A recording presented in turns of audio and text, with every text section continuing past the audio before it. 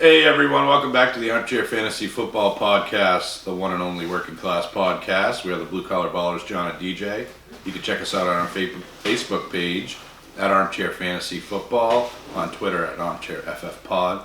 I'm on Twitter at Armchair Kingpin. John is on Twitter at John2977. You can email us at armchairfb@gmail.com, and you can find us on Spotify, Apple Podcasts, Stitcher, and Podbean. You can also find our videos on YouTube when John actually gets them up. Just search Armchair Fantasy Football Podcast. But, John, before we get to today's news and today's episode, which we do some predictions, projections, etc. on Week 11, we had an interesting series of events in our League of Record, and there was a trade that happened. Remember that? It wasn't between us, but there was a trade that happened. And when this trade happened, the world exploded. Oh, I know which one you're talking about. It ignited our League of Record, and I just think it's funny. So it sparked a debate. There should be vetoes. There should be votes to veto. Blah, blah, blah. Well, I am an advocate for no vetoes, and I think vetoes are an old, antiquated thing that doesn't really fit in today's fantasy football landscape. And it never really worked to begin with. So, just to put a little backstory to it, we had vetoes in our League of Record for many, many years. Up until, I think last year was the first year, John, that we went no veto. Is that correct? It was either first or I think it's second year, I thought. Could be first. What do you mean, the first year? No, we had vetoes back then. I mean, the first... Oh, the very first years, yes. I thought you meant last year. I think last year was the first year that we got rid of vetoes. Yes, that's what I was referring to. On the same page? Yes. So, it went without a hitch, year one. In this year, we had a little bit of shenanigans in our tag team league that did involve John and I in a trade that we made. But the powder keg really exploded in our League of Record. And help me out with this trade, John. I should have written it down. But Team 1 traded Cooper Kupp and James Conner. And you can tell me if I'm wrong here. Team 2 traded Sammy Watkins, Kenyon Drake. I'm starting to lose it here. Who else was on there? Sammy Watkins, Kenyon Drake, and there were two other pieces in that Okay, trade. Sammy Watkins, Brandon Cooks, Duke Kenyon Johnson, Drake, and Kenyon Drake. And Duke Johnson. So, Kenyon Drake, Duke Johnson, Brandon Cooks, and Sammy Watkins. And a fifth rounder. For James Conner and Cooper Kupp. And a couple of guys, ironically, the guys with the top two records in the league and the most likely to succeed, as they say in the high school yearbook. Those are the guys that didn't like this trading. I don't know if you can pull up Aaron's team now, John, but they didn't like this trade. They said this trade was a bad deal for Eric, the other guy in the trade. So there's Aaron and there's Eric, and one even suggested that there was collusion involved because they share a team in another league. So they suggested that we should have vetoes. We should vote for vetoes. And I'm going to tell you guys, this is a public service announcement. Don't do that. Don't ever go down that road. It will never happen in any league that I have funded, which I have funded this league. Any league that I have made or owned, so to speak, I guess.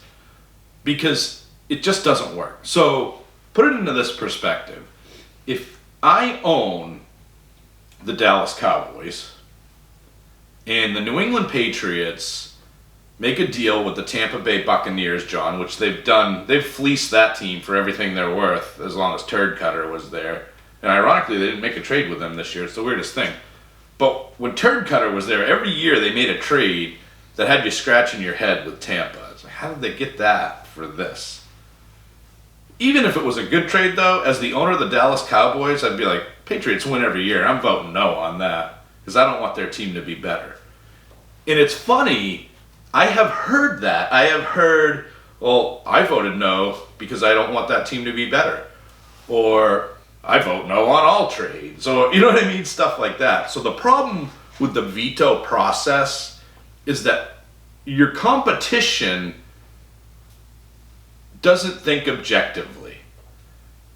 And when you look at a trade and say, well, that's not a good trade, and you haven't actually thought it through. So one of the things was, well, he'll have no keepers for next year. Well, he's got Pat Mahomes. He's got Tyreek Hill. He's also got AJ Green. And he's got Drake and Brandon Cooks. And Brandon Cooks could play, he could be playing in a week. That's what the organization is saying. And Kenyon Drake, so this is the short-sighted part of it. Well, Kenyon Drake's not a keeper. Well, he's not. If he goes to another Do you team, think he's going to be in Arizona next year? No. So that would indicate that he's going to another team. So if we go with my prediction, okay, John, or yours, what was yours? I don't Tampa know. Bay. Tampa. So if he goes to Tampa or San Diego, you're telling me in a 4-keeper league that guy's not a keeper? He is. And he's the lead back there? So that's a short-sighted viewpoint. And the other thing was, well, Brandon Cooks may never play again.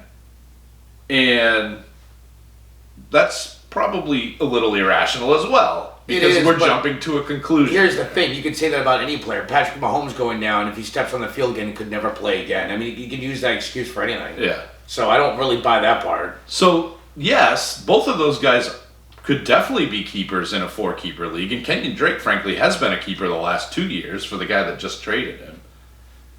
And Eric's record is not good. So he needs to win out, so he's doing everything he can to add depth to his team. Would I have done this trade?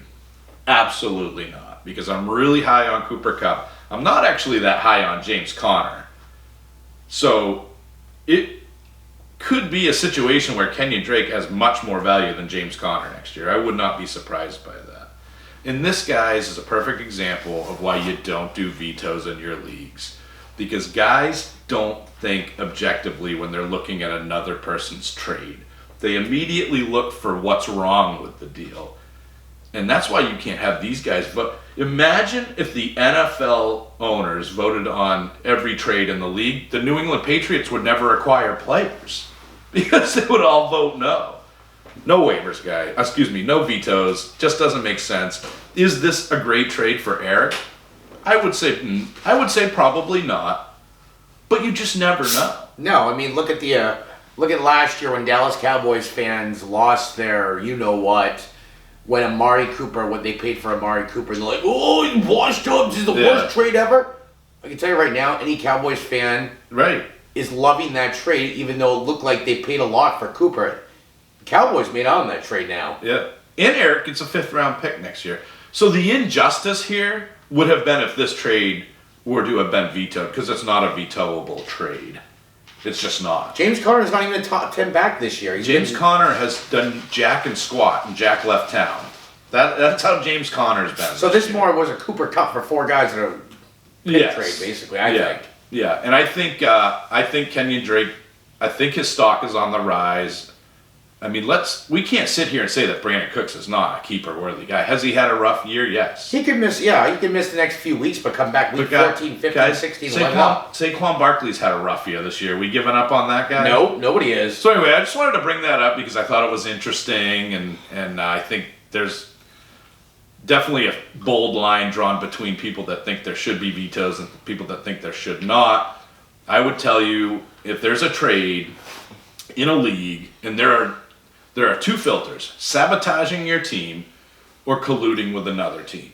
And we did kick out an owner this year because they sabotaged their own team and admitted to it. So he gone. And so those are good reasons right there. But those are the only reasons. And if you can't really prove the collusion, then you really don't have any. There's a due process that has to occur.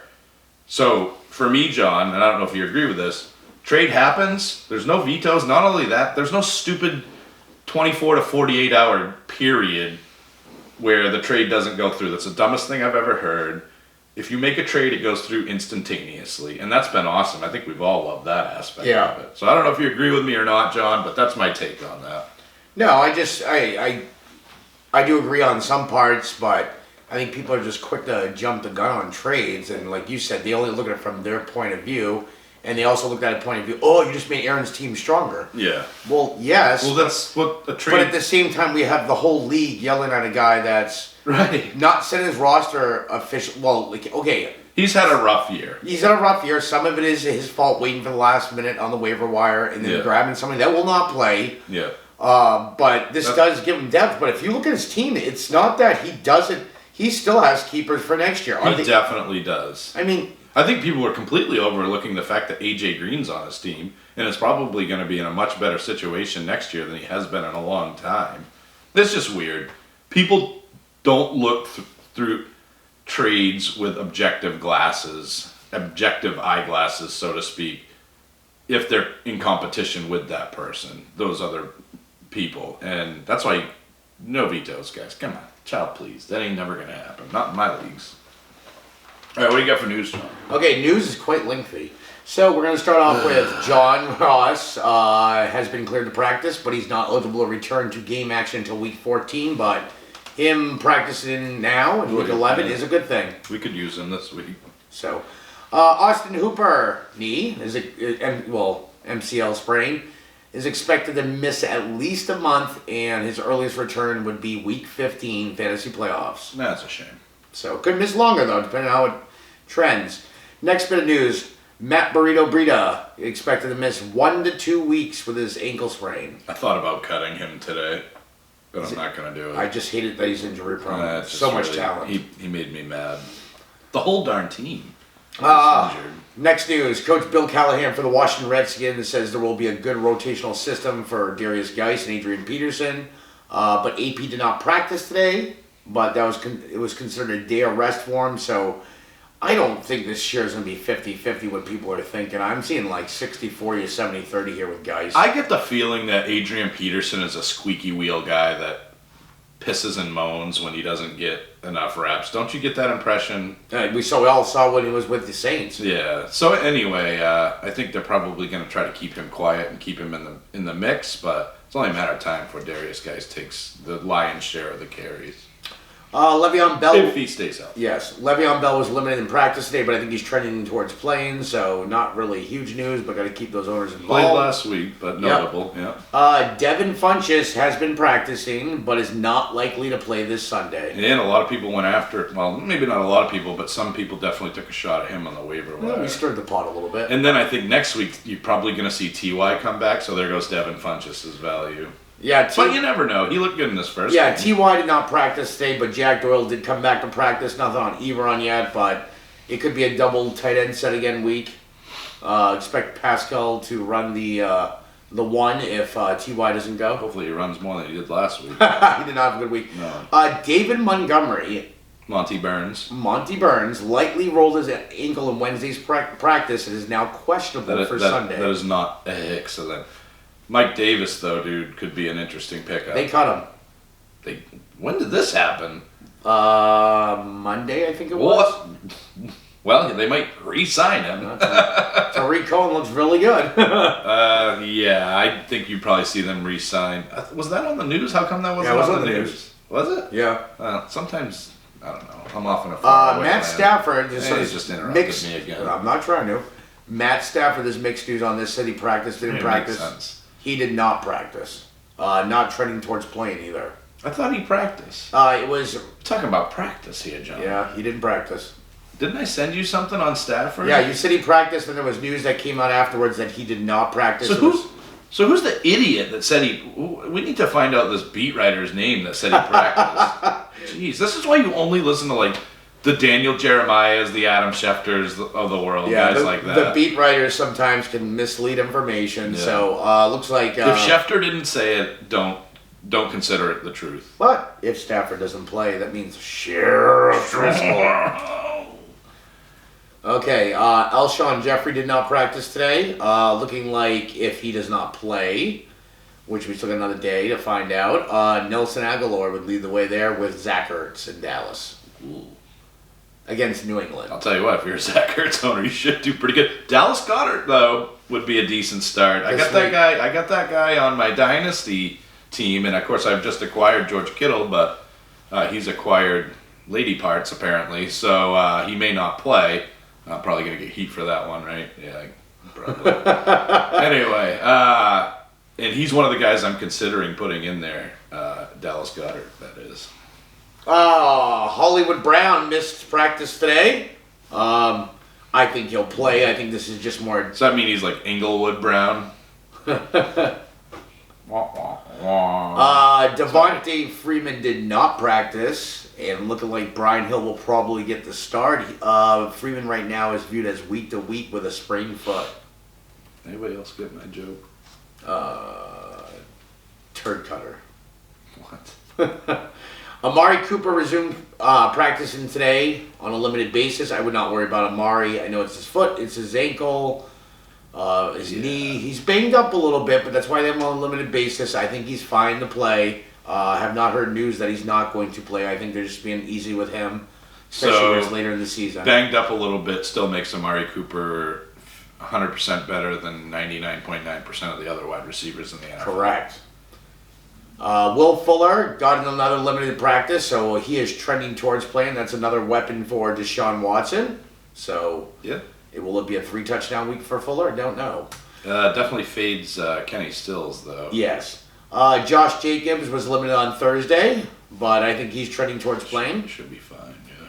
Gerald Everett is expected to play Week 11 against the Bears. Fun fact, Gerald Everett has a really easy schedule down the stretch, just throwing that out there. And the Bears are not good against tight ends. No. Just be careful of this. He does have a wrist injury, so just keep an eye on this till game time. George Kittle missed another practice and is looking doubtful for Sunday. He has a chance, Shanahan says, but there's a chance. I would not lean towards that chance. I'm gonna tell you right now, he ain't playing this weekend. I think they're gonna take it easy with him. They got a big. I think they want to have him down the stretch, and I think the best thing to do here is just sit him, rest him. They don't need him to get banged up anymore for a playoff stretch. But John, Ross Dwelly, if Emmanuel Sanders is out, could be a really good guy to put in there if you're a George Kittle owner, because it's really going to be Deebo Samuel and him. I know they have Marquise Goodwin, Austin Pettis, but those guys haven't proven But much. there is good news out of San Fran. Emmanuel. This is not going to come across as good news, but it is good news. Is it about Emmanuel? Yes. Emmanuel Sanders did not practice, but did participate in walkthroughs. Good. And Shanahan said he will not need practice to play. And he's got a sweet matchup. He would be a target monster with Kittle out. Yes. So I'm hoping I can play him in my flex, but we'll see. Just keep an eye on it. That's all I'm saying. Because I got some dummy traded me Mark Andrews, so I could just pop Mark Andrews in there. Now I'm considered the dummy. That was you. I forgot. Holy cow. My bad. Speaking of dummies, Washington Redskins want to move McLovin around the formation more. McLovin has not had a 100-yard week in 3 weeks. I must have had 100. So I'm hoping Dr. Jones helps McLovin, but he's on the same team, so. Dwayne Haskins. Did you smoke your breakfast today? Well, Dwayne Haskins is going to start this week, so I'm scared about McLovin, but I may play him based on this news. It just says McLovin. I don't trust McLovin. I don't trust Dwayne more than McLovin. I think with this news, they want to get McLovin the ball more. If they want to line him up in various formations, they're going to feed him the ball. Yeah. That's what it means to me. But take news how you want. Last news, the NFL confirms the following teams will attend Colin Kaepernick's workout. There's a few. Yeah, there's more than a few. So here are the teams that are going to participate in this workout. The New England Patriots, the Miami Dolphins, the Denver Broncos, the Patriots, the Detroit Lions, the Arizona Cardinals, the Atlanta Falcons, the Cleveland Browns, the New York Giants, New York Jets, Tampa Bay Buccaneers, and the Washington Redskins. Am I stretching? It was just stretching. Am I stretching by saying that Colin Kaepernick, a man that has led a team to a Super Bowl, is potentially the next starting quarterback for the New England Patriots? That's killing your brain theory. Just saying. Think about it. They get Kaepernick. They could do worse than that. He's a competent guy. He's been blackballed from the league because of his views. And whether I agree with his views or not, he should not be blackballed from the league for that. That's dumb. And homeboy's got talent. He's good. And he's been to the Super Bowl. So the fact that he hasn't been signed by a team and that he has to go through this circus dog and pony show to even potentially get signed by a team, to me, is ridiculous. But I would not be surprised to see the Patriots come out with him. And you never know. Could be their starting quarterback next year, week 1. You just never know. There's a few teams on here that... I mean, I get a few teams here. Lions, is Stafford's career over? Possibly because of these broken bones in his back? He's a loser. I'm just saying there's speculation here, but there's also teams that, like, why would the Cardinals want him maybe as a backup? I don't know. That's it on news. We are going to go right into the games. So we'll start off with the first game.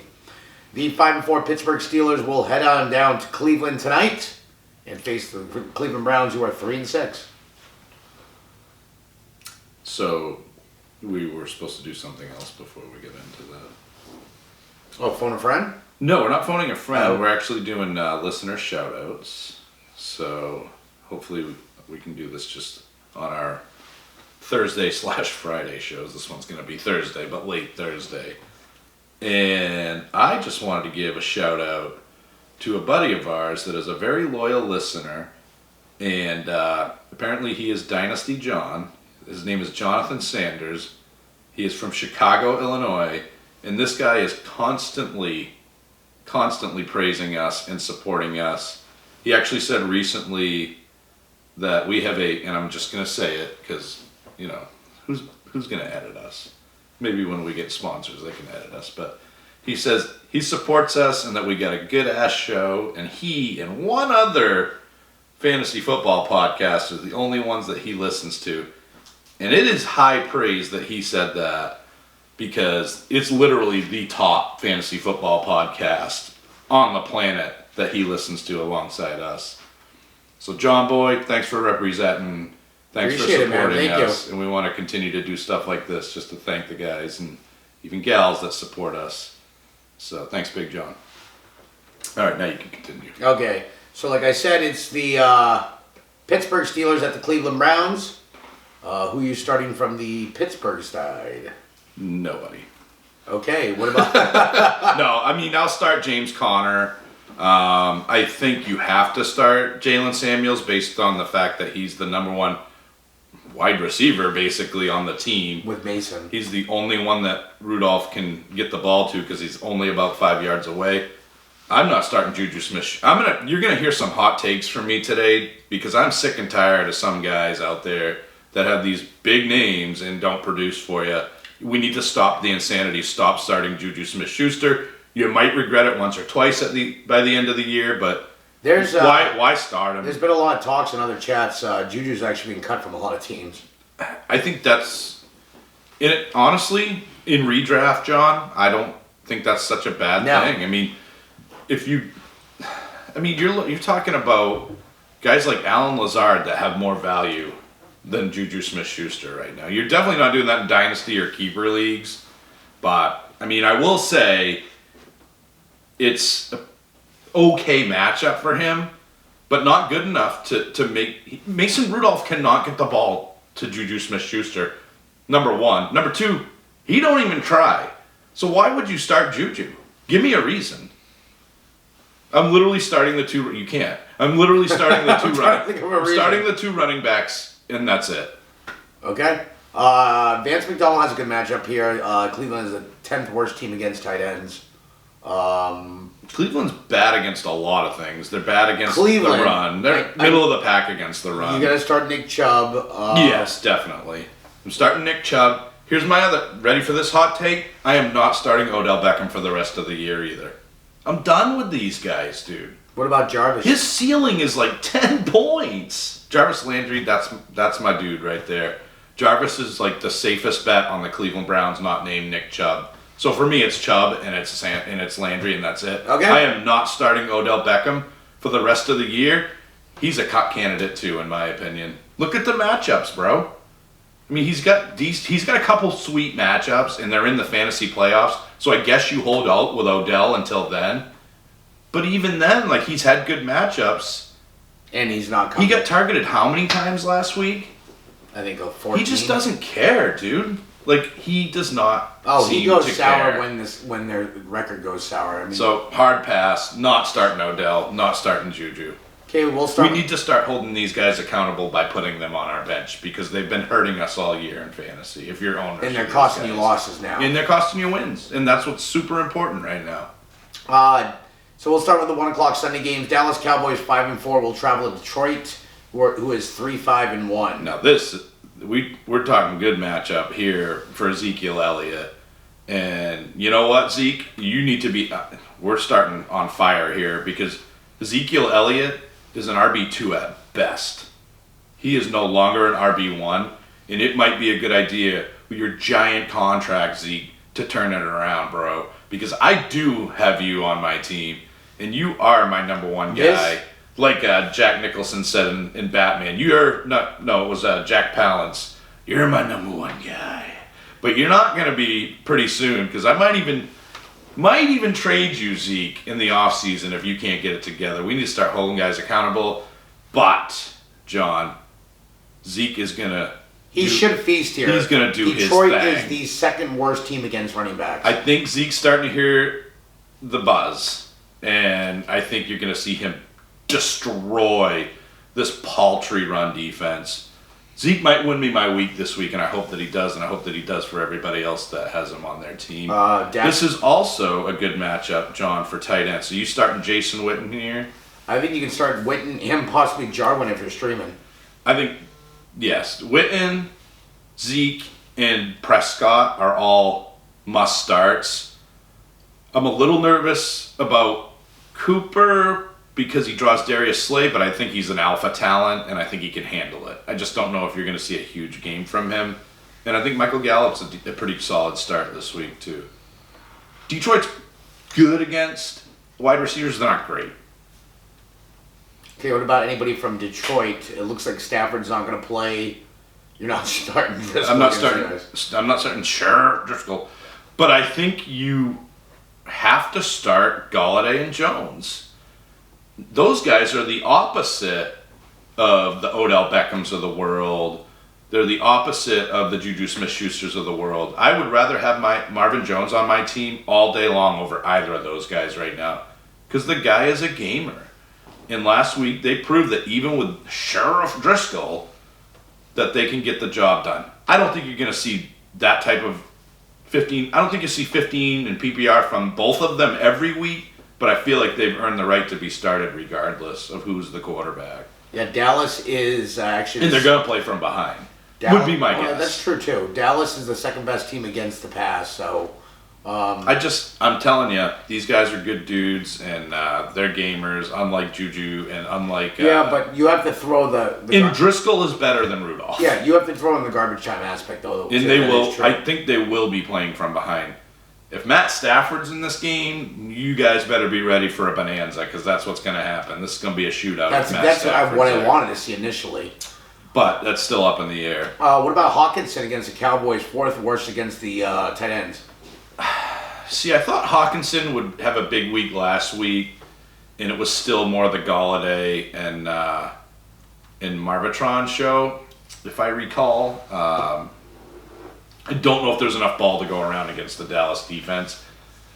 It could be a game where he has a big week, though. So, I mean, if you're a George Kittle owner, I mean, problem is Hawkinson's owned in all likelihood. Yes, and he's probably a backup for most people. So it's really, tight ends are really hard to project because they're either must start or in a lot of leagues people don't have backup tight ends, John. So they're either a must start or they're not going to start and they're on the waiver wire, or they're that guy in the middle there like TJ Hawkinson that you probably have a better option. But it's a good week to start him. If you're streaming tight ends, he's a good guy to start. Okay. So Ross Dwelly or TJ Hawkinson? Dwelly. Then Hawkinson. That puts it into perspective.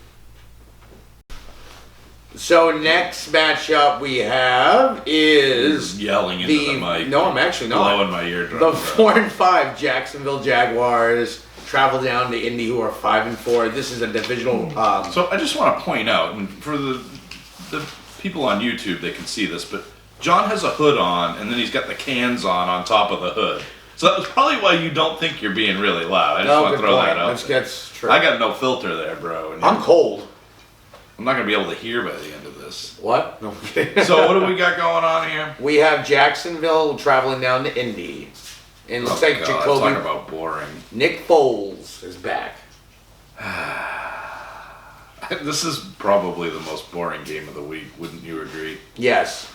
I think this game's going to be like 17-14. So it's a tough-ish matchup for Leonard Fournette, but Leonard Fournette should get the usage. Jacksonville's coming off a bye, too. So they're fresh. They got fresh legs, fresh lungs. So I think, Lenny, you're okay to let him go out there. Not that you were, considering anything other than that. Other than that, in Jacksonville, John, I mean, Indy's got a pretty good D. They're a little susceptible to tight ends, but Jacksonville also doesn't really have one to speak of. No, Josh Oliver. That's relevant, yeah. So I would temper your expectations here. So I would probably avoid the pass catchers in Jacksonville in this one. I say that DJ Chark or D.D. Westbrook, is he still banged up? No, he's been practicing. He should be back. One of those guys is going to have a good game. I just don't know which one. And here it makes it hard with a decent secondary. Yeah. So and Nick Foles, I would not start him because they are good against quarterbacks. Not this week. But week. He's got some sweet matchups coming up. On the on the Indy side, who are you starting against Jacksonville? Who are you starting against Jacksonville? Because they're pretty middle. This is not Saxonville anymore. No, they're pretty middle of the pack. I think Jacoby can get you decent floor here. I think get you 20, 25. I think Brissett would be okay. Marlon Mack should be okay. I think you're going to see more of Eric Ebron because he had a meeting with the coach saying, look, dude, what is my role in this offense? Like, am I a thing here or am I not? Because it feels like Detroit again. And I'm guessing that's kind of how the conversation went. So I actually think Ebron's probably a pretty good start in this one. And they are the 12th worst team against opposing. I like both tight ends here. I think it's going to be like last. I can never, in good conscience, tell any of our listeners to start Jack Doyle. I just can't do it. He's got a good matchup, and not to mention, this is pending the news of Ty not playing, and also. Yeah. You're probably right. It's just hard. Jack Doyle bores me to tears. Well, no, I get that, but Chester Rogers put up a dud not Chester Rogers. Sorry, Zach Pascal. Chester Rogers did not, however. No, but he didn't get enough targets. I mean, it wasn't great, but yeah. Had he got more targets, he flashed a couple times in that game, and maybe he earned more targets, John. But again, it's Ebron for me. I think you'll see a good game out of Marlon Mack as well. And if Brissett plays, I would start Brissett, and I would probably just stick to those guys. Okay, that's just my opinion. Next game, Denver Broncos 3-6 will head down to Minnesota, who are 7-3. So, I think it's time to fire it up, and I don't have it here. I can't find the drop, but this is definitely Kirk Angle Cousins that we're going to see this week. Because Denver is not nice to quarterbacks, John. No. They are downright nasty and mean to quarterbacks. Quarterbacks have averaged 11.7 points a game to these guys. This is going to be a meltdown game for Kirk Cousins. Do not start him. I would definitely not start Stephon Diggs. If Thielen... This is why I don't think Thielen's playing this week, John. Because they're going against Denver, and they shut down pretty much everything except for the run. They're just fine against. They're actually good against opposing wide receivers. Chris Harris will cover Diggs if Thielen doesn't play, but I don't think Thielen's playing. They're top 10 against quarterbacks. They're actually the third best team against quarterbacks. They're top 10 against wide receivers. They're top 12 against running backs. Just not... Dalvin Cook you start, but I'm not starting anybody else. We might have to start Irv Smith because George Kittle, but I'm not starting anybody else. Irv Smith, though, I've seen that... not against this team. If I could see the tight end, even tight end, dude, they're like... No, they're good against tight end. I'm just saying... They're a hard matchup against tight end. Irv Smith has seen more... This is going to be brutal. This is going to be... both teams are going to run the ball an awful lot. And I think Denver's going to beat them. I think Denver's going to beat Minnesota. I will say this, Minnesota performed well against a good defense last week. Dallas is a good defense. We're well into the season. Their numbers tell the truth. They're a good defense. And Minnesota beat them. But Denver's just a different animal. Did you say it was in Denver? Yes. So that just makes it even worse. No, actually, I'm sorry. It's in Minnesota. Okay, that's a little bit better. I'm still fading everybody but Dalvin Cook in this matchup on the Minnesota side of the ball. What about you on Minnesota? Minnesota, the only thing that on Minnesota's side, Dalvin Cook. Other than that, I'm just not feeling it. It's interesting because both of these teams are good running teams, but then both of these teams are good against the run. Minnesota just shut down Ezekiel Elliott like he's nothing, like he's a nobody, and that's not good news for Phillip Lindsay or Royce Freeman. Yeah, I don't know, dude. The only shining part of this game, the guys that could do well, are Cortland Sutton. Sutton's got a good matchup. And Cortland Sutton. That's about it. So for Denver, it's Cortland Sutton because, believe it or not, Minnesota's not that good against wide receivers. They're the 8th worst team against wide receivers. Makes them a great matchup. So I think Cortland Sutton could have a good game. Do you think Deshaun comes out in this one? No, I still don't. And that's probably it for me. So it's Cortland Sutton on one side of the ball. And Dalvin Cook on the other. And Dalvin Cook on the other. Okay, let's move on to... Should be a fantasy bonanza. Speaking of fantasy bonanza, going to be the next game. Yeah, what's up with that? The 6-3 Houston Texans will travel to Baltimore and face the Ravens, who are 7-2. Deshaun versus Lamar. Here we go. Boy, what a game this is going to be, I think. And like you said, Deshaun versus Lamar. I actually just traded you Lamar Jackson in a package deal, another blockbuster deal between us this year. But I got Hopkins in return, so that was a fun one. But anyway, I think this is going to be a high-scoring affair. Do you agree with that? These are both good defenses, but I think it's going to be a high-powered affair. I still think the Ravens will take this. Their defense is a little bit better than Houston's overall. Houston is great up front. So yes. That's why I don't think it's going to affect Lamar Jackson all that much, but I do think it's going to affect Mark Ingram, Gus Edwards, Justice Hill, whoever they're going to have running the ball out there. I think they're going to try to stop Lamar, but then he's going to beat him with his arm. I think they're going to try. Maybe I think Mark Andrews is just one of those guys that he should definitely get the targets no matter what. I would actually be more concerned if Hollywood sat out this game, because I think then they would key in on Mark Andrews and just completely double team him all day. So that would concern me a little bit. But let's not forget, this is an underrated receiving core in Baltimore. These are skilled guys, and guys like Willie Snead and I was just gonna say these are skilled guys that do their job every day, and they're always where Lamar Jackson needs them to be, and he's not the best thrower, so that's proof that they are solid hands, so to speak. But for me, I feel like you have to start Mark Andrews. Not a great matchup for him. No, but again, he's gonna get the targets. I would start Hollywood if he plays, because I think Houston isn't a great matchup for him. I don't know if you'd agree with that. In terms of their defense does not match up well with Hollywood. They give up the 4th most points to wide receivers, and Hollywood's a home run hitter, so that could be bad.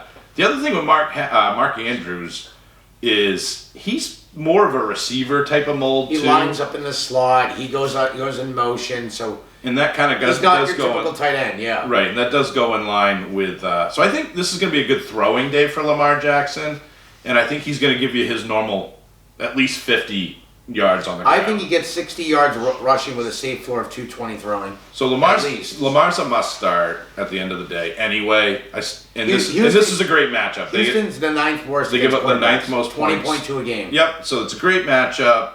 He's a great player, so that's a no-brainer there.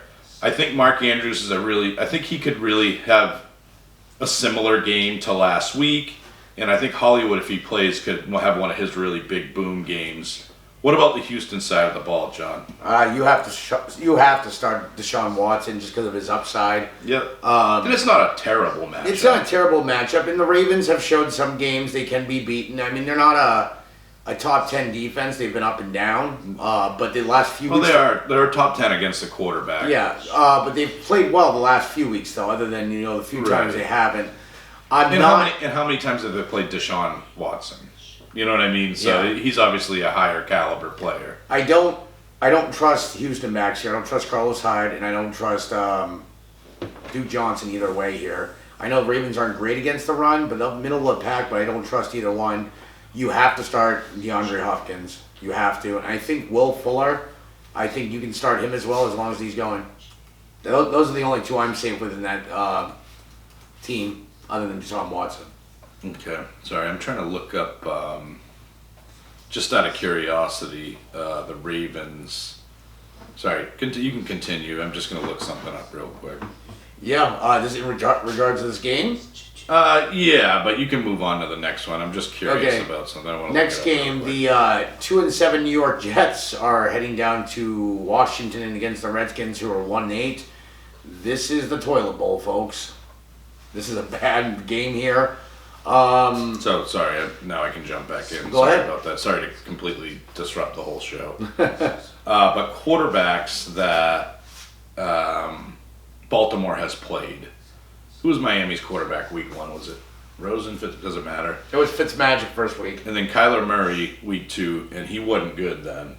They played Mahomes week 3. Week 4 they played trashy Baker Mayfield. Week 5 they played Mason Rudolph. Week 6 they played crappy Andy Dalton. Week 7 they played Russell Wilson.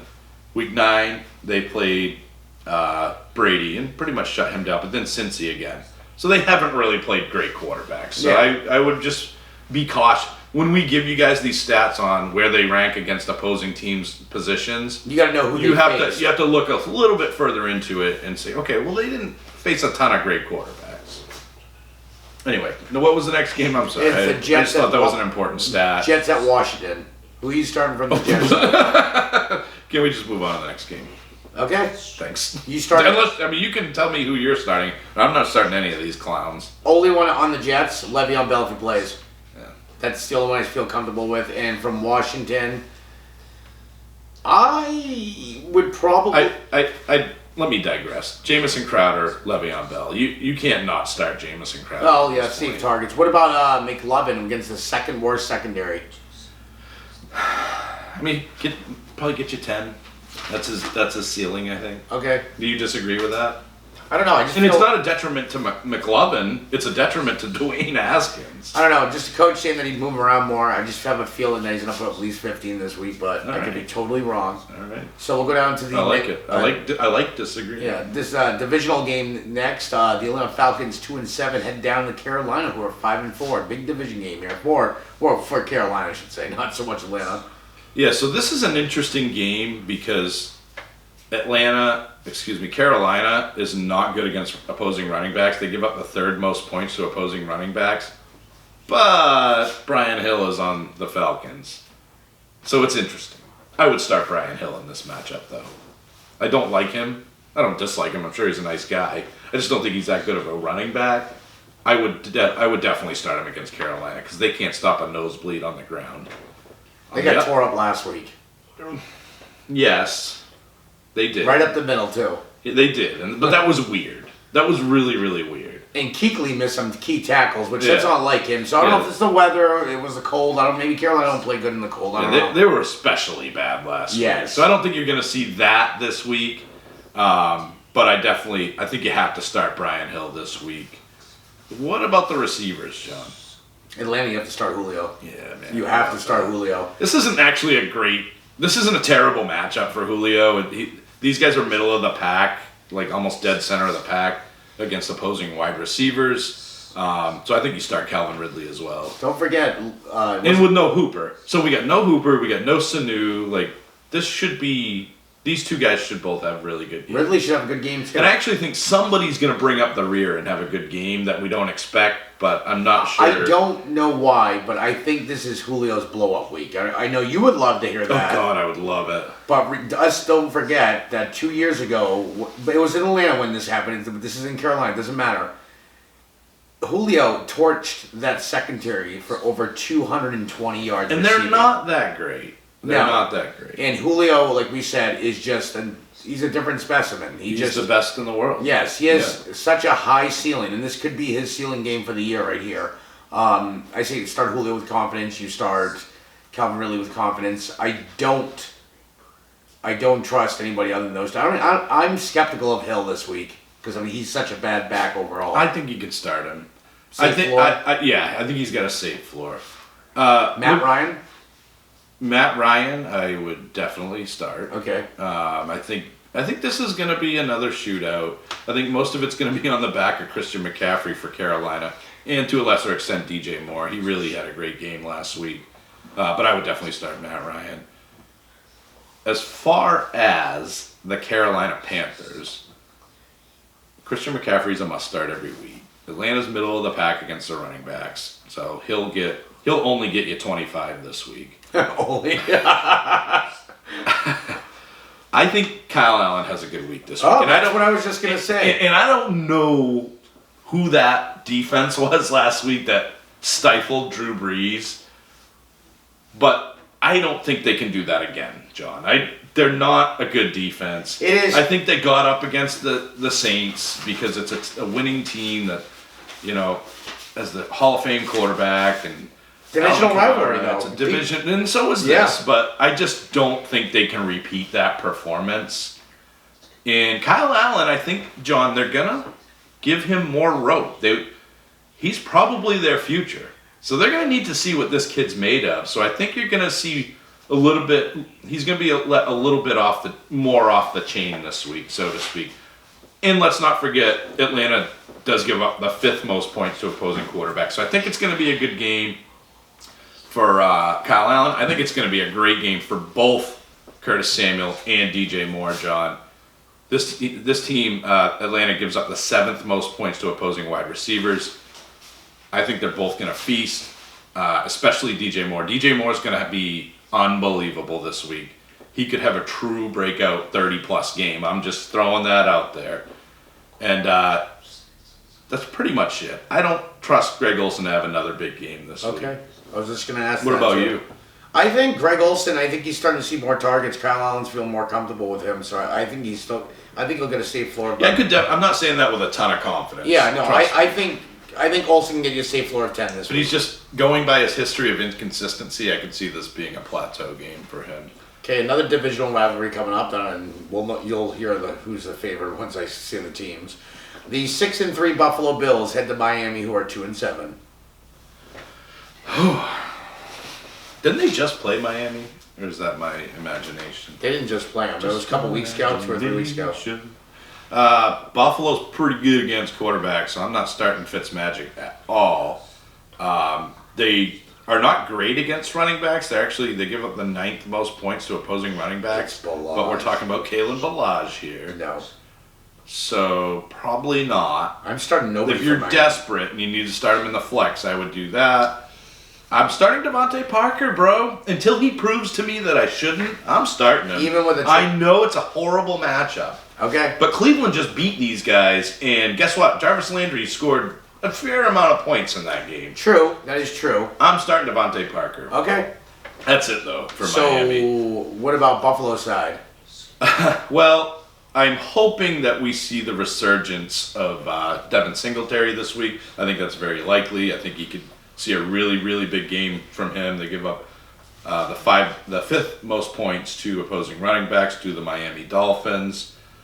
I think Josh Allen's going to have a huge game this week because he can run, and he runs first. He's better at running than he is passing. I don't think he'll disappoint you in this one. I think Josh Allen's a great spot start if you're an Aaron Rodgers owner. Love John Brown this week. And I love John Brown this week. Cole Beasley too. But you know what? With John Brown, he's 10-15. He doesn't, his ceiling it seems to be getting lower as the season goes on. But this is a plus matchup for him, so he should have a really good day. He's a must start. My sleeper pick for this game. Can I guess? Is it the Dawson? Nope. It's Cole Beasley. Nope. Frank Gore. Revenge narrative game. Let's move on. You can shrug all you want. Revenge. You're probably narrative. right because I see Gore. Devin Singletary is 10 times the player that Frank Yes, Gore is right but now. I think they're going to let him get the ball, and he's going to get the goal line carries. He gets 2 touchdowns here and like 50 yards. I think it's Singletary. I think it's Gore. I call it revenge narrative. Next game, the 7-2 New Orleans. We want to put a wager on that? Why not? What kind of wager can we put on this? I don't know. I'll think of something We'll by the figure end out of the something. show. The 7-2 New Orleans Saints head down to Tampa, who are 3-6. And it's looking right now, it's not confirmed. Marshawn Lattimore may be out for this game, which gives Mike Evans a huge Tampa upgrade. Bay is an embarrassment. Michael Thomas might score 60 in this game because he's the only receiver they throw to. Michael Thomas, if you're going against Michael Thomas this week, just forfeit. That's how it's going to go down. I'm just telling you. So you're telling me I'm playing Ernie who has Michael Thomas. I'm done. I'm also telling you that despite their ranking against running backs, which is really good, they're actually the second best team against running backs, so Tampa Bay can do something right on defense after all. I'm still starting Alvin Kamara. You know why? Ding, ding, ding, ding, ding. Targets, exactly. backfield targets. Because they also happen to give up the most points to opposing wide receivers, which is why Michael Thomas is going to feast as well. See how I brought that back around? What about Jared Cook? Second worst against they're terrible against tight ends too. And you know what? Cook and Thomas both had good games last week. You So fire up Breeze in this game. Oh, Breeze is with an confidence. easy one, and he's going to be ready to go after last week's embarrassment. It was an embarrassment. So, with the way the Saints got embarrassed last week, do you think that temper expectations for Tampa this week? I'm not starting either of their running backs at all because Saints are good. they're the third best team against running backs, and their running backs stink. The Tampa backs. So I'm not starting either of those dudes. Other than that, I mean, New Orleans isn't great against wide receivers. They're the bottom, and they're in the bottom 10. So I think Godwin and Evans both have good days here. And I think you could see another good week from O.J. Howard. I really do. I think that's a distinct possibility. This team's not great against... They're not bad, I should say, by any means against tight ends. They're good, but I just think it looks like they might be trying to get O.J. Howard finally more involved. But that definitely don't take that to the bank. Okay. Jameis, you starting Jameis? Yes, I think he's got a safe enough His legs. And New Orleans is actually they give up the 13th most points to opposing quarterbacks, so it's not a great matchup, but it's a decent one. And Jameis is going to be playing catch up. Would be my guess. If he could limit his turnovers, his ceiling would be so He'd much be higher. ridiculous, but he can't. So next matchup, Arizona Cardinals. Oh, looks like Kittle is officially not going to play Week 11. Oh, that was quick. We don't even get the maybe he might play. Next game, we're going to the next game. Arizona Cardinals 3-6-1 will face the San Francisco 49ers, who are at 8-1, but at San Fran. Who are you starting from Arizona? Nobody. No Drake? No. You don't love the Drake? No. David Johnson? No, because they're going to have to abandon the run, dude. No. Okay. What about Kyler Murray, since he did okay against him last time? No. Okay. I don't start people against San Francisco if I can at all avoid it. So let me just run it by you again, John. 31st ranked team, which means the second best against quarterbacks, 29th against running backs, 28th against receivers, 32nd, the best, by the way, against tight ends. Nah, fam, I'm not starting any of these guys, and I'm not feeling bad about it if they go off. That's the risk that you take. You got to have somebody better with a better matchup than going against San Francisco, who's going to be pissed off after a loss. Just saying. Now, San Francisco, on the other hand, it's a crying shame that George Kittle will be out by the looks of it, because this is the worst team against opposing tight ends. Ross Dwelly might not be a bad start, John. He could get you 10 points. He really could. And he could, with an upside for much more. Yeah, I think he saw like 4 or 5 targets last game with Kittle out, so I think he has a chance to here get you a safe floor. If he can get you 5 catches for 50 yards, you're golden. Watch out for Tevin Coleman in this one. This team is the 11th worst against opposing running backs. Isn't this the team he torched? Matt Breida will not play. I cannot confirm the answer to that. You should probably look that up. Okay. But yeah, no. Tevin Coleman is a must start here. I even think John Mostert, you could probably start him if you're in a situation where you're low on running back or you need a flex option that could give you a decent floor, because they will use more than one running back. But I think Tevin Coleman's going to really feast in this one. As far as Deebo Samuel, if Sanders plays, I don't think you can. I'm not going to say you can't start Samuel. I think you can. But if Sanders is out, you're definitely starting Deebo Samuel. Definitely. And I would love to see Emmanuel Sanders out there, because I think he could have a monster game in this one. I really, for my sake, because I own him, I really hope that he plays. So, just to recap, these guys played in week 9.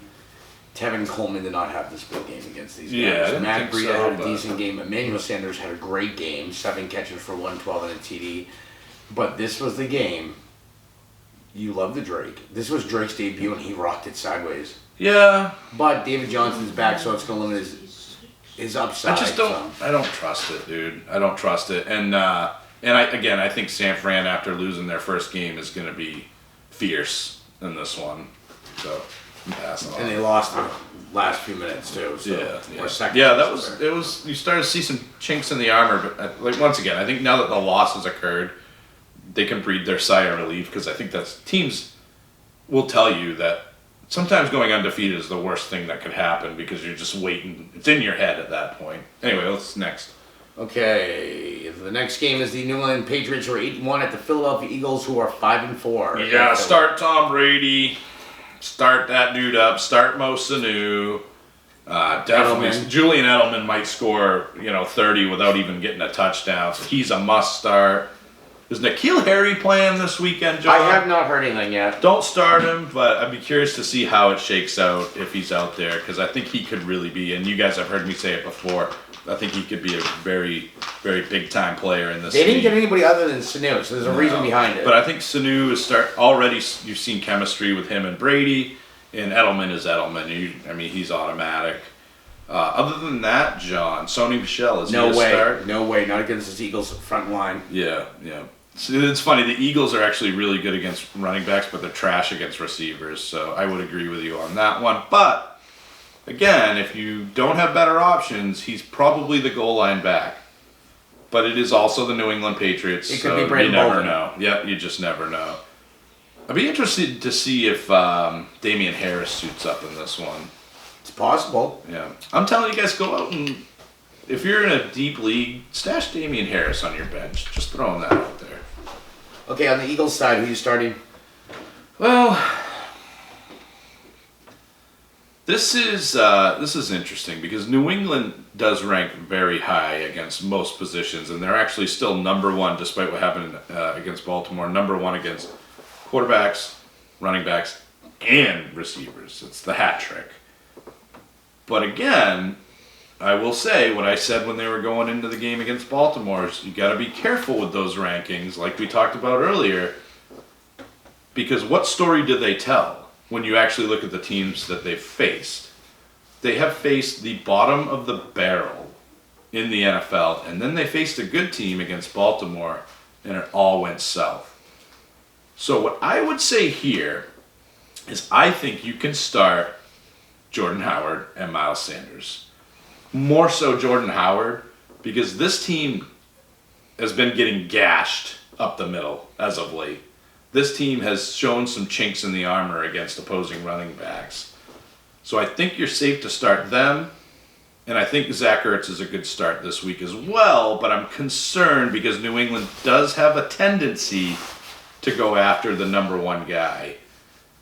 I think you have to start Ertz because I think he'll get the most targets, but they are the 3rd best team against tight ends, and they do tend to take away the number 1 target on the team. So what do you think of that, John? I think I know what side of the fence you might be on with Ertz here. I think, honestly, I'm starting Hurts. I know this team is tough against tight Surprises ends. me. Last time these guys played, I believe, was the Super Bowl. But Ertz found success even then. It's Zach Ertz. I mean, yeah, the guy hasn't seen his targets like he has. I mean, like the last few games weren't too bad, but it's Zach Ertz. He has that big play ability. I think he will get targeted here. The biggest question I have here is if Alshon Jeffrey plays. Because if Alshon Jeffrey doesn't play, then he could create more double teams for Ertz. So that's the part that concerns me. If Alshon plays, it'll actually help Ertz. If Alshon doesn't play, which is kind of looking like, that's where I'm going to get scared. Well, that's also why I'm saying don't be afraid to start Dallas Goedert, because if they do shut down Zach Ertz, then that's not going to do him any favors because it's just going to open up Dallas Goedert. From what I'm hearing, if Alshon is out, they're running a lot of double tight end sets here. Yeah. And they actually do well with the double tight end set. Goddard is... He's going to be good. Sweetest backup tight end in the league, man. Like, he can give you double digits, and he's not even the starting tight end. No, he's just the backup.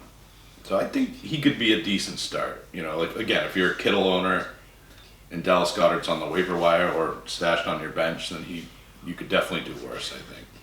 Okay, next game, the winless Bengals head to Oakland, who are 5-4. Who are you starting on? We'll start with Oakland. So I think you could start Derek Carr because Cincinnati is just giving quarterbacks like they're sending them fruit baskets. They're laying out the red carpet for them. Well, it looks like Josh Jacobs will get the same treatment too. They're handing their daughters over to opposing quarterbacks. It's just really ugly. And again, like John just said, they also are the fourth worst team against running backs. Josh Jacobs should have a huge day here. I even think Tyrell Williams could have a good day here. Hunter Renfrow, I don't know. It's kind of a coin flip. I think it's Renfrow and not Williams. All depends on if William Jackson III plays. If he plays, he'll be matched up against Tyrell Williams. He's actually one of the best corners in the league. I know he's on a bad team, that's true. But he can't cover the whole field. And then what do you think of Darren Waller? Waller's safe in this game. Yeah. Cincinnati's middle of the pack, but let's be honest, Waller has not been the baller in the last 2 or 3 weeks, and I think this is a game where he kind of gets back on track with those targets. Well, frankly, neither of these teams really care to play all that much defense. Could be a bonanza. I don't think I'm starting Ryan Finley, but if you're in a deep league or a 2 QB league and you're not coming to fight, and Finley could be he loves to fight, so I don't know if he's gonna get his butt kicked like he did last week, but I don't think so. I actually had Finley on my team. But I cut him for Kyle Allen just because the better track record and even a better matchup as well. But this is a good matchup for Finley. I like Tyler Boyd a lot this week. I think Tyler Boyd's primed for a really good game. What about the tight end position? Do you think Tyler Eifert could repeat what he did last week? Oakland is not good against tight ends. They're not, but I feel like they're all over the place with targets to him. Like 1 week he'll get 5, the next week he'll get 2. It's scary. Yeah. That's a risk you take, but the matchup is there, so it's worth the risk. I think it's a good week for Mick. I mean, again, neither of these teams care to play much defense, so I think Mixon's a must start. Tyler Boyd's a must start. I think Auden Tate's a good start this week too. I would probably start Eifert. Like again, I go back to the Kittle thing. Go get Eifert and shove him in there for the week. I think he might do pretty good for you. And Finley, I mean, I guess if I'm saying start all these other guys, that you got to start Finley too. But man, I guess that's if you're really desperate. You're probably going to have better options than Ryan Finley. But I really think Boyd is going to have a big week this week. He should explode. And just to let you guys know, I didn't say it on the injury report because it's been so up and down, but Zach Taylor announced today that it looks like that A.J. Green will not play. Yeah. So this A.J. Green news is getting to be just as bad as the Antonio Brown news. I'm telling you, he's an injury diva, just like Andrew Luck was. Yep, I think A.J. Green, if you have him, just stash him away if you're in a keeper or dynasty. Just don't look back. Don't even think about starting him. Just set him off to the side and move on. And if you're in a redraft league, cut him. I hate to say cut him because I don't agree with you there. I would wait on that. Depending on the size of your bench. I mean, look at us. in the tag team league. We have a 5-man bench, and I could still justify having AJ Green stashed at the end of it. Because who's the last guy on our bench? Naheem Hines? Come on, dude.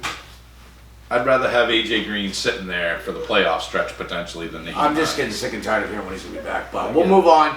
Next game, the Chicago Bears 4-5 will head to Los Angeles Rams 5-4. This is the Sunday night 8:20 game on NBC. This should be a good one. I think Todd Gurley is due, and I think you'll see a good game from him. And I think the chatter is starting to happen. And you know what I feel when the press starts talking about how a guy's just not getting carries or not getting targets, then the squeaky wheel gets the grease. And I think that's what's going to happen this week with Todd Gurley. I expect a big game from him, and Chicago's the 13th worst against the position. So it is a pretty good matchup for him as well. When you look at the receiver position, John, Chicago's the 29, they give up the fifth least. Fourth least? I don't know. Fourth least. I suck at math. Fourth least. The fourth, just go ahead. The fourth least points to opposing wide receivers. The force be with you. They give up 16 points a game. They're good against receivers, guys, what he's trying to say. Yeah, they're good. So I don't know, though, man. I just, I feel like you have to start Cooper Kupp just because the triple beam is going to tip in the other direction. I think last week everybody was just astonished because Kupp put a big fat 0. Guys, it's going to... Yeah, I guess you have to start Cooper Kupp, but I could see another bad week for him, man. It could. I really could. It could, but I think at the same time... Who's the corner there that Chicago has that's really, really, really good? Fuller? Kyle Fuller. Fuller is really, really, really good, and he's probably going to be all over Cooper Kupp's rear end, would be my guess. That's what I would do if I was scheming against this team. It depends, because if you have a Gurley ripping up the middle and the small targets coming out of the backfield, it should open up Kupp in the slot. Should. You know, as they say, should. I look at this game, John, as a game that could have the offensive outcome that the Super Bowl did for the Rams. Very low scoring. I really do. So I think Gurley's going to have a good game. I'm a little nervous to start anybody else, and I hate to say that, but I will tell you, I think Gerald Everett could be a really good start this week. The Bears are awful against tight ends. 7th worst team against tight ends, letting up 8.8 points per game at the position. So it's a great matchup as long as he's healthy. His wrist injuries, keep an eye on. I mean, I think you have to start Cooper Kupp. I no longer think you have to start Robert Woods. And we're talking about accountability. I would sit Robert Woods in this game. Kupp still deserves the right, even having one bad game. I would say so. Yeah. Robert Woods has more than one bad game. From the Bears side, who you starting other than Allen Robinson, who's a gimme, I think. Allen Robinson, you start every week, no matter what. So the question, let me ask you this though: Allen Robinson against Jalen Ramsey. I think you can still start him. I think so. I think he'll get you. You're not going to see a big game out of him, but I think he'll get you 10. 10 PPR points. You starting Trubisky? No. I didn't think so. No, that's not happening. You needed a good laugh, I figured. Yeah, no, that'll never happen. What about Tariq Cohen? I mean, is David Montgomery playing? That's the big, with the whole rolled ankle. If he doesn't play, I think Tariq Cohen's usage is going to be through the roof. Again, I don't see this as a high-scoring game. Get a hard pass. Just Allen Robinson. Okay. Well, and I know I probably say that every week. David Montgomery, I get down. Tariq Cohen goes for 40, folks. No, I'm kidding. I mean, he could. Would you want to do that with the playoffs on the line? No, you're in your head what most people do. Your game script and how you see it envisioned. I've done that before and got totally burned, but it's a chance you roll in your head. I mean, you're looking at game script here. It's Chicago's not great against the run, but they are still good against the pass. I would start Kenyon Drake over Tariq Cohen. And that's even harder. That's a tough matchup. Yeah. Okay. I wouldn't start either of them. Okay. Ugh. The last game, the Kavorka, our Mahomie, Patrick Mahomes and the Kansas City Chiefs, who are at full strength offensively, 6-4, head on down to the LA Chargers, who are 4-6. Yes, Kavorka. It is a Latvian word which means the lure of the animal. I don't understand. Women are drawn to you. She would give anything to be possessed by you. I guess that's fantasy owners are drawn to him. I love Pat Mahomes, man.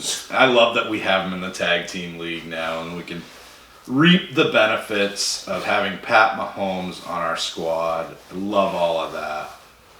I don't know if he's going to throw 4 to 5 touchdowns in this one, John. The Chargers don't get any credit for it, but this team is really good against opposing quarterbacks. They shut down Aaron Rodgers. I don't think they'll shut down Pat Mahomes, but they're going to cause trouble. They're going to cause some trouble there. I think you're starting Mahomes for sure, because he is matchup proof. I do believe that. But I don't think you're going to see the 40-point game from him this week. think you can safe to see about 25, maybe 28 here. Yeah. I think you can. I agree with that. And I think for me, I look at Sammy Watkins as a guy that is not going to be a startable option here. And I know he got banged up last week. I don't know what his status is right now. Anyway, Watkins? Yeah. I haven't heard anything. But if he plays, I would still not start him. What about, John, the running backs? This is actually not a bad matchup. Damian Williams is a must start here, and also Melvin Gordon is a must start here. Also, Eckler with back, you know what I'm saying, pass out of the backfield. I think he still has a decent floor here. Yeah, I don't want to jump the gun to San Diego or LA. Sorry, Damian Williams, yes, you start him. Is McCoy playing this week? I feel like they're going to sit him again. He was a healthy scratch last week, so I don't know. I haven't heard any indication that he's not playing. He could play and they could rest Gerald Williams. This is actually a smart move by Reed. I know a lot of people are like, oh, I don't get what's going on. Think about it, guys. They just got Damian's back at full strength.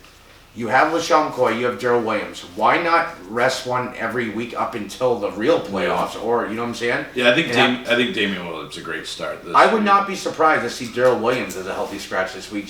They're going to keep rotating that. Why not? I think Damian Williams is going to get like 1 or 2 touchdowns. I think he's going to get a lot of carries. He'll get targets in the backfield. I think Damian Williams is going to have a big week this week. And Travis Kelce, if you're not starting him, then you probably shouldn't be playing fantasy football. And frankly, the matchup's not that terrible. So I think it's going to be a big Travis Kelce day. I think it's going to be a big Damian Williams day. And you're starting Tyreek Hill because he does a lot of work, underneath as well. And that is where they're more susceptible. Did he have 19 targets last week? Right, yeah. So you're a darn fool not to start him. Anybody else I would not. So, the 4 horsemen of the apocalypse over there in Kansas City. It's Pat Mahomes, it's Tyreek Hill, it's Travis Kelce, Tyreek Hill, Pat Mahomes, and Damian Williams. Yes. On the LA side, who are you starting other than Melvin Gordon? Melvin Gordon. Kansas City is the absolute worst team against opposing running backs, so I'm starting Gordon and Eckler. But I think you want to temper your expectations a little bit more with Eckler because I think Gordon, Daddy's home. Right? Would you agree with that? Daddy's home? Yes. Okay. Daddy took over. Daddy gets first dibs. Yeah. So definitely starting him. I think Phillip Rivers is a good start in this one. And I think Hunter Henry's a great start in this game. I think Hunter Henry's going to have a big game. He's going to have a big week. Phillip Rivers should do just fine for you, but he does have that Phillip Rivers meltdown capability. But at the same time, I really think they're going to be playing from behind in this one. So this could end up being a shootout. It really could. What about the one that I'm having the hardest time with, John, in this one is Keenan Allen. And to a lesser extent, Mike Williams. I'm probably not starting Mike Williams here. Kansas City has surprisingly done very well to turn its secondary around. They're actually like the 7th best against receivers. Yeah, they're good.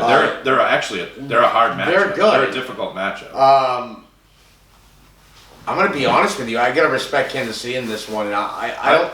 Keenan Allen's been playing like a wide receiver 3, if not at best. So we're back to accountability. Yep. Are we sitting Keenan Allen in this matchup? I would, based on the matchup. Unless you have no options, you know what I'm saying? It's divisional rivalry, too. Yeah. I mean, logic tells me, John, that the strategy here would be for the Chargers would be to utilize their running backs because that's the biggest weakness of Kansas City, and to a lesser extent Hunter Henry. I think those guys are going to get the bigger piece of the pie. To sit Keenan Allen, I mean, if I'm saying sit Odell, and Keenan Allen had a lot of targets last week and frankly didn't do a ton with it,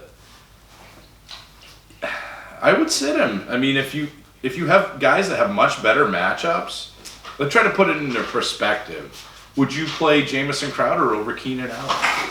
I would probably do that. Yes, safer targets for Jamison Crowder. Would you play Mohamed Sanu over Keenan Allen this week? Yes. I would probably do that.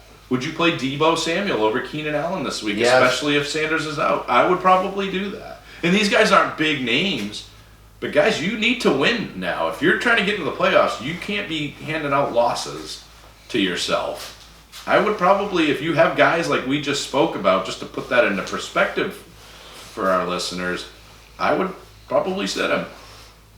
And you should probably be sending us questions on start sits anyway. So, Okay, that wraps up the slate. all right, guys, that's it for today. Thanks again for listening to the Working Class Podcast, the Armchair Fantasy Football Podcast with the Blue Collar Ballers, John and DJ, just to remind you. And as always, good luck this weekend, unless you're facing us. Unless you're facing me in the Keeper League, which you're pretty much guaranteed to win anyway. Or with my crappy Pro Bowl team that I have, my All-Pro Hall of Fame team that just never seems to want to show up for work. But I'm not bitter. Until next time. Okay, see you guys soon.